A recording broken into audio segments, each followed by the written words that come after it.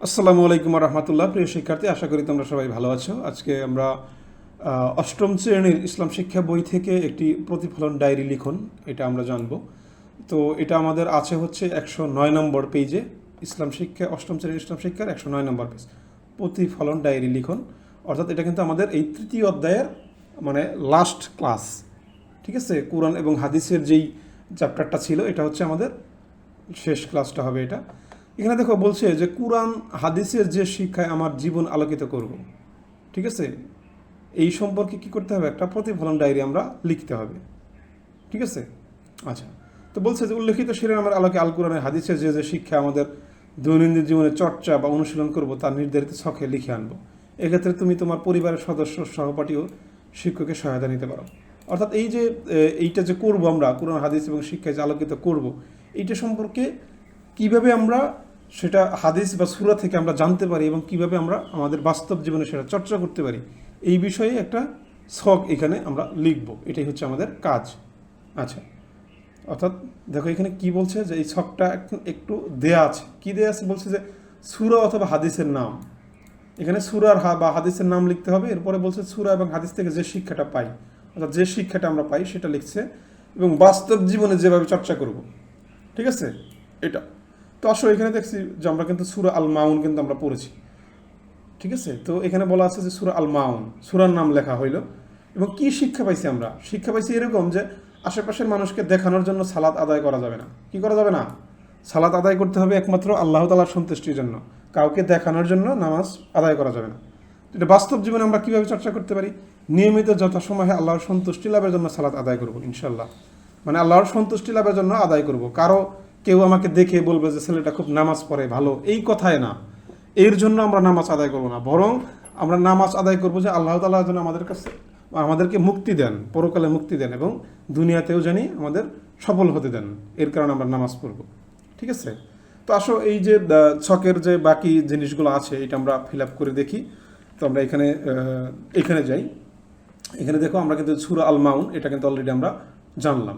এরপরে হচ্ছে কি যে সূরা আল জিলজাল, মানে সূরা জিলজাল হচ্ছে একটা সূরা। সেখানকার শিক্ষাটা কি? বলছে যে কিয়ামতের দিন সার্বিক পরিস্থিতি অত্যন্ত ভয়াবহ হবে। এটা কিন্তু আমরা জেনেছি যে কিয়ামতের দিন সার্বিক পরিস্থিতি অত্যন্ত ভয়াবহ হবে। তো আমরা এটা কীভাবে তাহলে আমাদের জীবনে অ্যাপ্লাই করতে পারি? যে কিয়ামতের সেই ভয়াবহ পরিস্থিতিতে আল্লাহর রহমত থেকে নিরাশ না হতে চাইলে প্রত্যেক বান্দার উচিত নিজের আমলকে ঠিক করা এবং হেদায়েতের পথে চলা।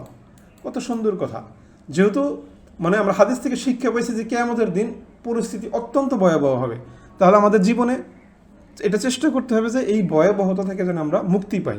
এর কারণে আমরা কি করতে হবে? আল্লাহর রহমত থেকে নিরাশ না হয়ে, ঠিক আছে, প্রত্যেকটা বান্দার উচিত হবে যে আল্লাহর মানে হেদায়েতের পথে চলা এবং আমলকে ঠিক রাখা, অর্থাৎ নামাজ, রোজা, হজ, জাকাত এইসব বিষয়কে ঠিক রাখা, তাই না?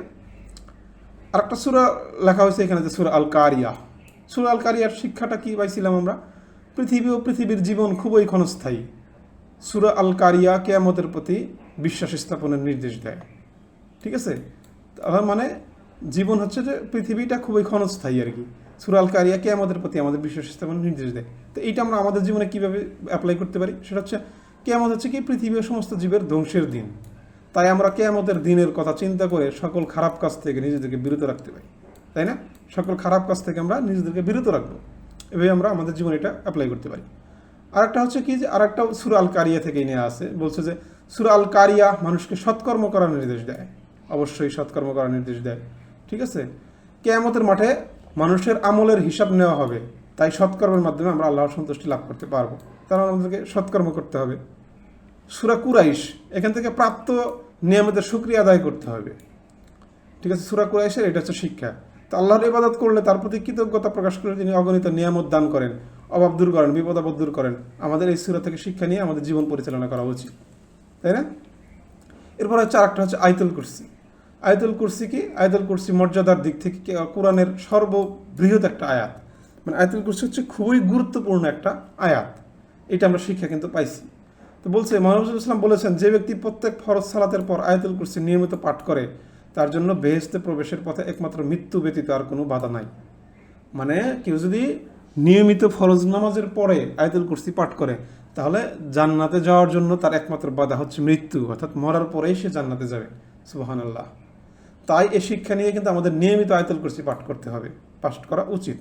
এই হচ্ছে আমাদের শিক্ষা, ঠিক আছে? তো এই সফটওয়্যারটা কিন্তু তোমরা একটু পূরণ করে নিয়ে নেবে, ঠিক আছে? সো আশা করি আমি তোমাদেরকে এই সমাধানটা বোঝাতে পেরেছি। সো এটা তোমরা ভালোভাবে অ্যাপ্লাই করবে, নিজেরাও তোমাদের জীবনে এটাকে মেনে চলার চেষ্টা করবে। সবাই ভালো থাকো, সুস্থ থাকো, আল্লাহ হাফেজ। পরবর্তী ক্লাসে কথা হবে আবার।